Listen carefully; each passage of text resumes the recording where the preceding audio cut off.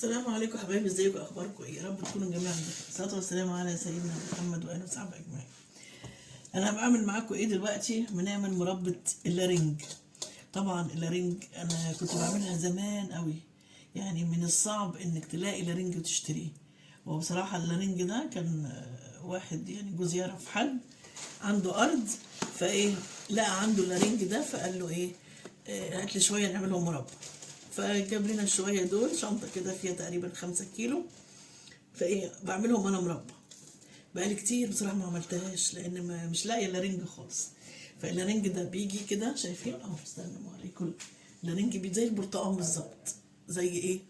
البرتقال. طبعا بتغسليه كويس جدا، ها، بنغسله كويس جدا. وبعد كده بروح بشراه بالمبشره اهو.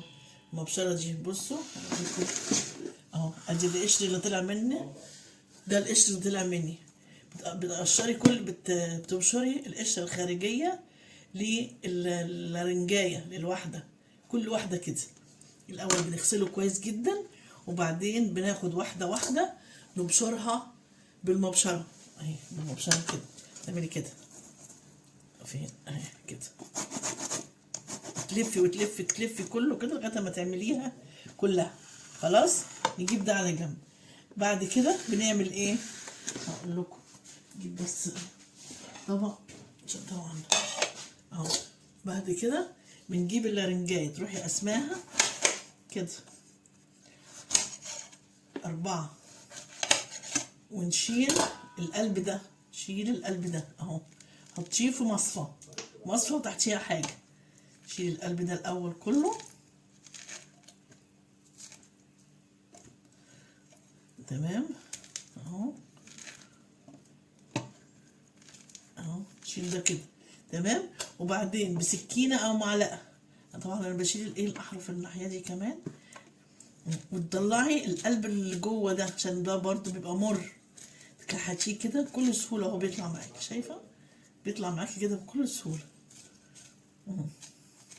عشان ده مر، يمرر لك المربى، تمام.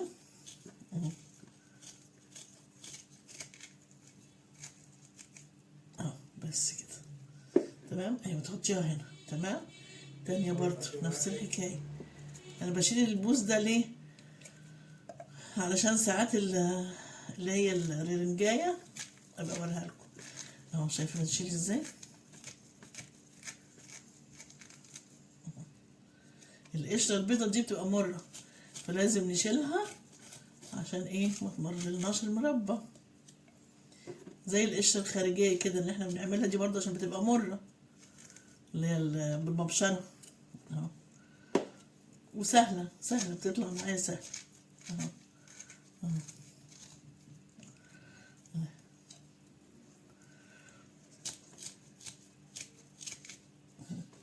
تمام. اشيل البوزنه واشد اللي هي بتبقى السره بتاعت البرتقانه او الرنجايه اهو. شايفين اهو.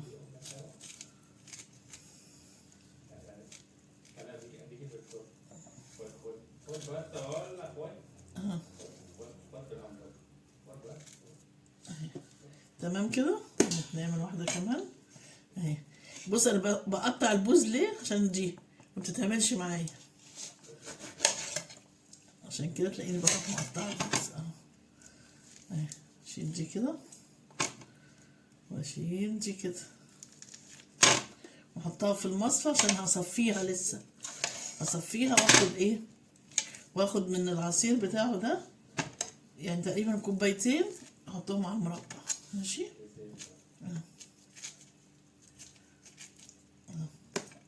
كده ملوش لازمه دي. وبقطع الحرفين دول اهي. بصوا بقطع دي كده وبقطع دي كده، بس كده.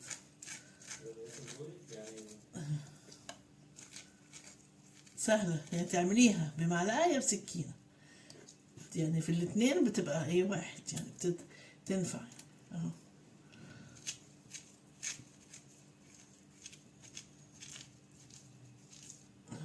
شايفين؟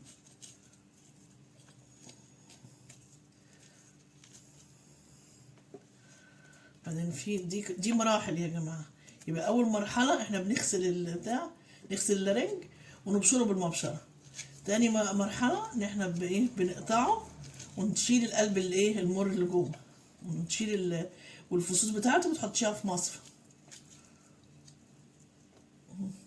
في واحده اهي كمان. انا عملته كله بصراحه وقلت ايه خلي 3 وحدات كده نعملهم معاكم عشان تعرفوا انا بعمل ايه. سهله ازاي.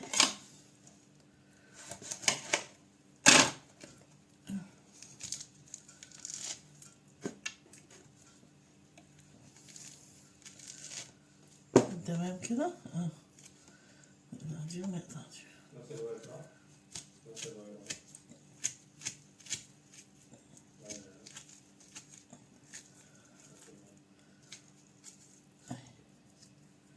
تمام شايفين عامله ازاي؟ لان الحته البيضه دي بتبقى مره، لو عملتيه بيها مربى هتلاقي المربى بتاعتك مره.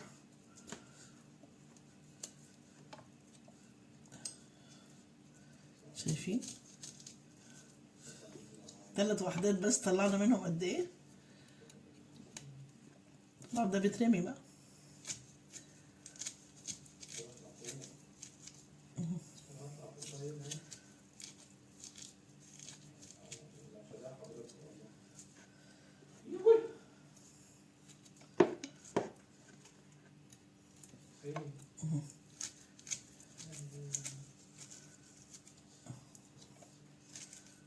شايفين اهو، شايفين 3 وحدات طلعنا منهم شويه قد ايه؟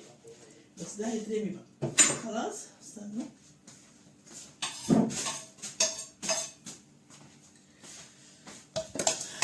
بصوا يا جماعه ده القشر اللي طلع معايا اهو، ده هو ده اللي هعمله مربى. بس في مرحله في وده اهو بصوا عشان تشوفوا بس وده اللي هو القلب بالبذر ده هعصره. دي مصفى هعصره طبعا هينزل تحت هنا العصير بتاع الرنج. ماشي هاخد منه 2 كوبايتين من العصير بتاعه. خلاص ده بقى المفروض هنعمل فيه ايه؟ لازم نقطعه. ثواني اشطب بس بتاع الشفره كده.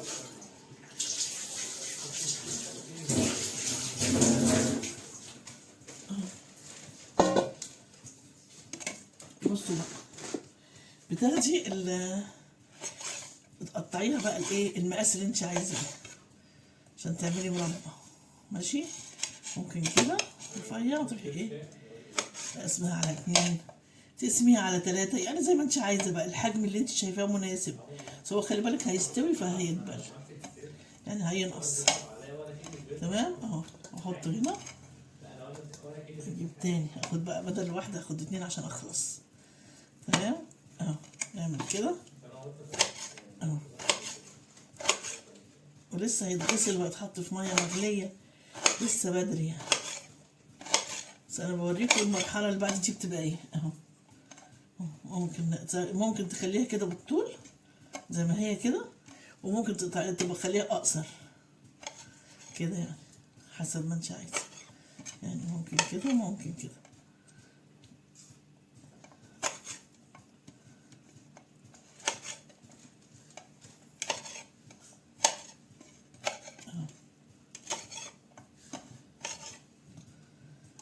تمام اهو. هعمله بقى انا كله كده بالمنظر ده اهو. اخد اهي واحدتين تتنيهم كده وتقطعيهم كده. سهلة جدا.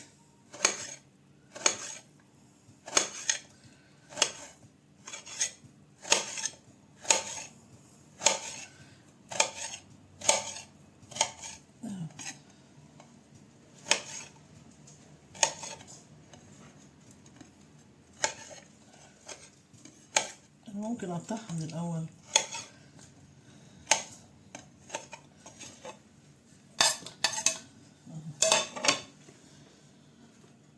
يعني ممكن نعمل ايه نقطعها كده من النص وبعدين نروح حاطينهم على بعض كده كلهم اهو كده ونقسم كده اهو.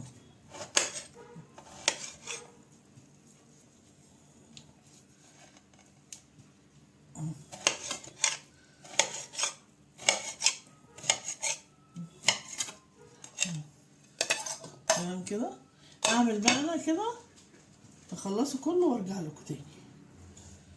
ماشي، اخلصه كله وارجع لكم تاني.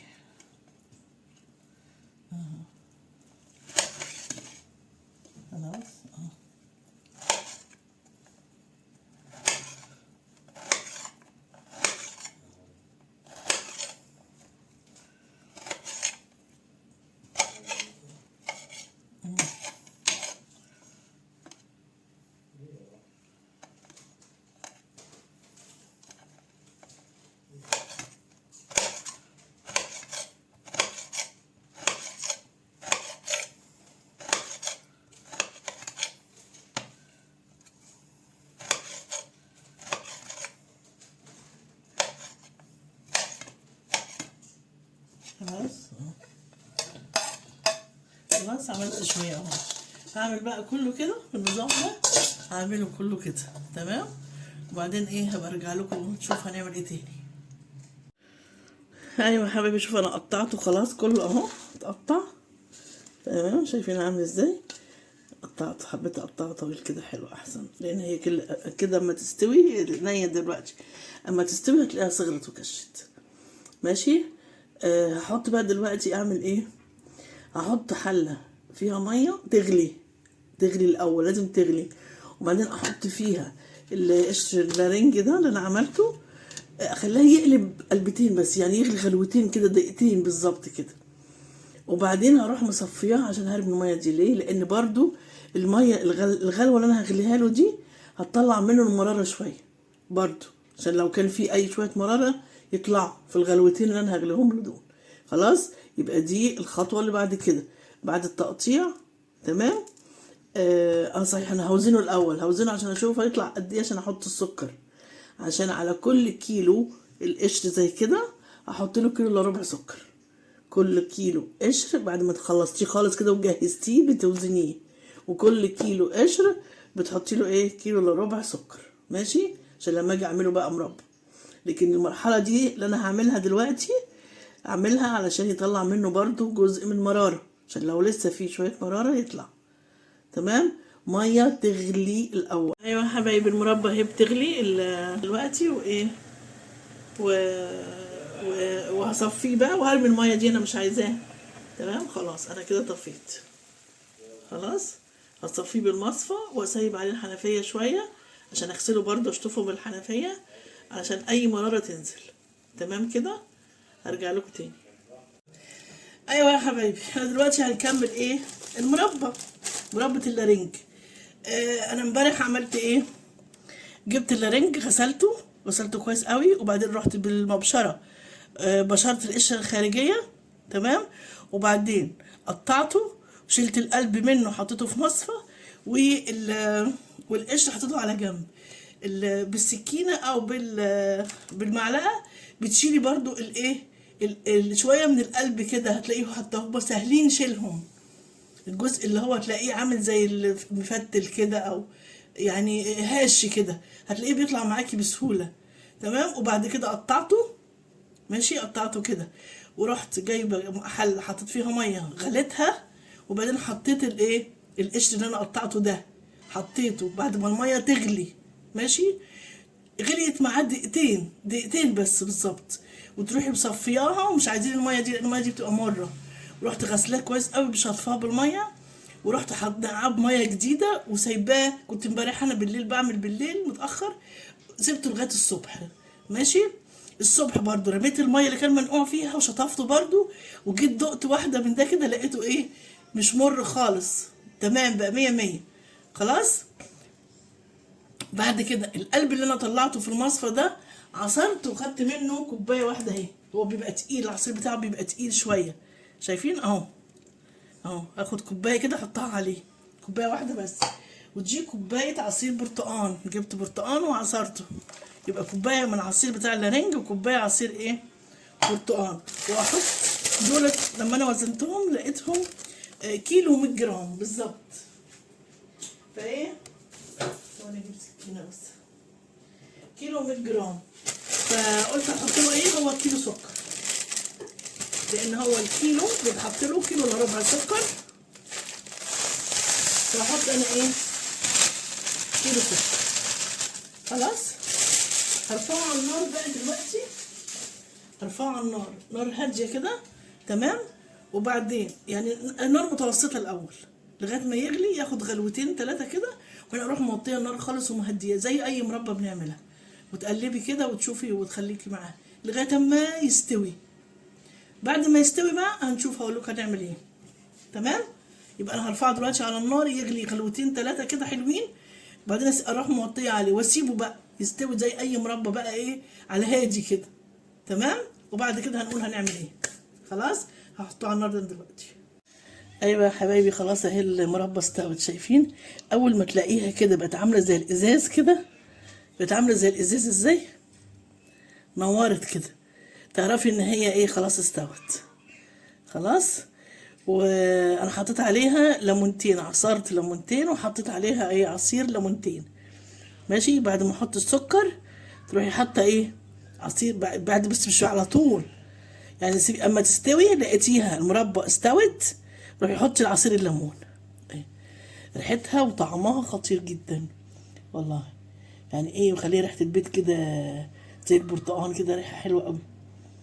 وشايفين عاملاه ازاي، لونها عامل ازاي، لونها خطير اهو. شايفين زي الازاز كده، تبقى عامله زي الازاز لما تستوي. شايفين. طبعا ايه هستنى عليها شويه تستهدى، وبعدين هروح ايه حطها في البرطمانات، وما تقفليش البرطمان غير لما تبرد تماما. ماشي. ماشي. رهيبه. مربى الارنج دي مش اي حد يعني يحبها، ليها طعم مميز كده، فبصراحه فظيعه. ماشي. يلا. يعني هي بتاخد تقريبا ساعه على النار، بعد يعني مثلا ساعة او ساعة وربع، ساعة الا ربع وهي تستوي، وبعدين تروحي حاطه لها عصير الليمون ومخليها نص ساعة على نار برضو ايه هادية كده. لو طلع ريم معاكي بتشيليه بالمعلقة. تمام. بس كده. خلاص. مربى سهلة وجميلة وحلوة قوي. يلا. لما اعبيها اوريها لكم. ايوه يا حبايبي انا خلاص عبيت البرطمانات. أنا كنت جايبه البرطمانات دي جديده، غسلتها امبارح ونشفتها وسبتها ايه طول النهار النهارده عشان تنشف تبقى جافه خالص. ماشي. هي عملت لي البرطمان ده بيشيل 2 كيلو، هي عملت لي برطمان ونص يعني 3 كيلو. تمام. وسبت شويه في طبق اهو عشان ايه اللي عايز ياكلهم ياكلهم، عشان اوريهم لكم. شايفين عامله ازاي، انا بجيب معلقه. شايفين المربى تحفة تحفة وتقيلة ازاي وحلوة، تقيلة ازاي وحلوة جميلة جميلة يا جماعة. شايفين ازاي عاملة تحفة، طعمها خطير وريحتها جميلة وكل حاجة. تمام. اعملوها بقى. ماشي. لو عرفتوا تجيبوا الرنج اعملوها. بصراحة ده كان واحد يعرف جوزي عنده أرض، فقال له يعني لو عندك لارنج هات لنا شوية، فجاب لان احنا بنحبها بصراحه، ومش ما بنلاقيش لارنج بسهوله. يعني انا بقالي كذا سنه ما جبتهاش، بقالي كذا سنه ما عملتهاش، فلان مش عارفه الاقي اللارنج خالص. تمام. فاعملوها بقى. ماشي. حلو خالص. خلاص وسهله والله، ما هي صعبه. هاتي كميه على قدك، يعني هاتي كميه على قدك. انا بس شويه عامله قد ايه لما بتنضفيها وتعمليها القشر بس اللي بتوزنيه بعد كده عشان تحطي السكر بس. وسهلة جدا. قلنا الكيلو قشر بعد ما بتنضفيه خالص وخلاص يبقى جاهز، قبل ما تسقطيه بقى او تستخدمي له الغلوة بتوزنيه. فطلع عندي ايه كيلو 100 جرام بالظبط كده. انا عندي ميزان وزنته. فالكيلو بتحطي له كل ربع سكر. انا حطيت ايه للكميه دي، حطيت كيلو سكر. ماشي. بس سهله. ونص وليمونتين تعصريهم وتحطيهم، بس الليمونتين تحطيهم امتى بعد ما تستوي المربى خالص. ده القشر بتاعه ده استوى، قشر الرنج استوى، تروحي حاطه الليمون وتقلبي كده وتسيبيها نص ساعه بعديها. هي كلها بتاخد تقريبا ساعة وربع، ساعة ونص، حاجة زي كده. بس كده. تمام. هي بردت خالص دلوقتي، فانا هقفلها خلاص. انا هقفلها لان هي بردت.